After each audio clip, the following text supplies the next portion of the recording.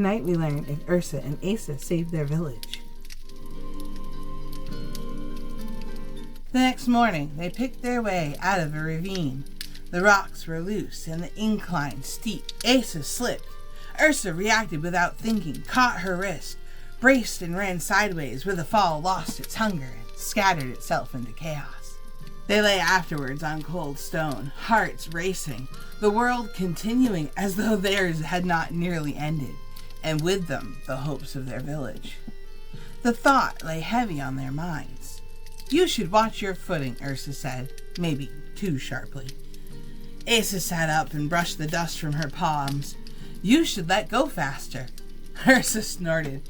"And miss the chance to die together? No." That night, Yrsa made the fire small and careful. 2 days more passed when they heard the rumble of a wagon wheel in the distance.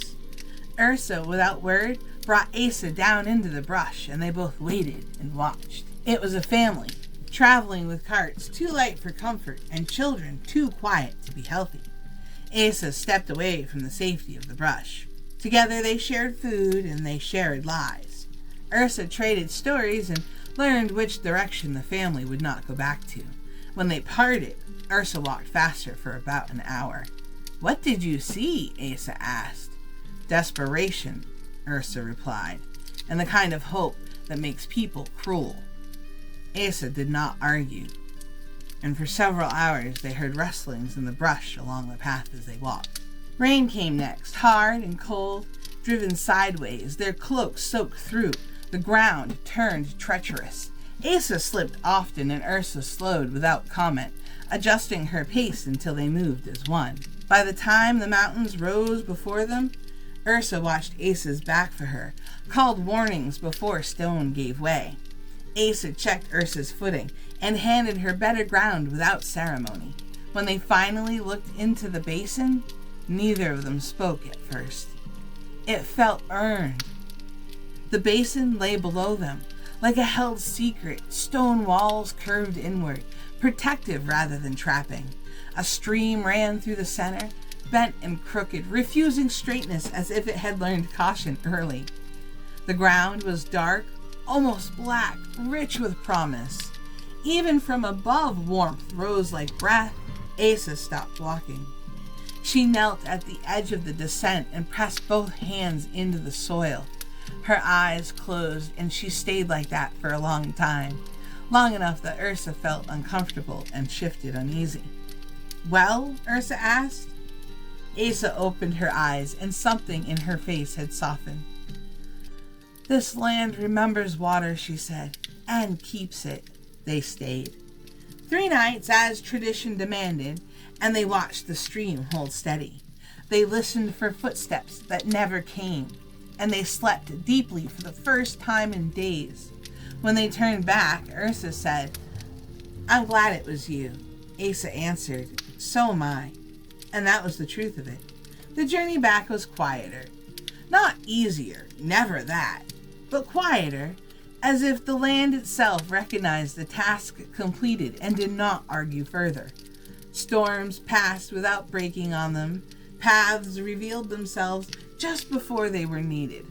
Hunger came, but not desperation. They walked like women who knew where they were going. When they reached the edge of the village lands, smoke rose thin and uncertain, as if the hearths themselves were waiting to be convinced. The guards called out once, then again, disbelief lifting their voices. The people gathered without command. No horns were blown, no blades were raised. Ása and Yrsa looked as they had when they left, leaner, weathered, and changed in ways that resisted easy naming. But they stood upright, and that was enough. The elders listened. Ása spoke of soil and water, of stone that sheltered without trapping. Yrsa spoke of paths and how to reach the place without being followed, of where danger lingered and where it did not. They did not embellish, they did not argue with one another. When they finished, silence settled like judgment. The exodus took a season. Fields were harvested for what little they could give, and roof beams were marked and taken down carefully. Graves were visited and spoken to, promises made and kept. The land was thanked, even in its failure, because bitterness poisons memory.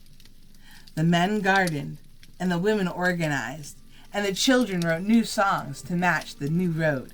And Ása and Yrsa led the way. When they reached the basin, the stream bent as it always had, unconcerned with witnesses. The ground took seed eagerly, but not greedily. Stone broke the wind and kept the cold at bay. The village settled. Years later, when the children asked why two women were carved in the old standing stone near the water, shoulder to shoulder, hands nearly touching, they were told this: survival is not won by strength alone, that trust is built slowly or not at all. The land listens, but only to those who listen first, and family is sometimes chosen where there is no other choice to be made.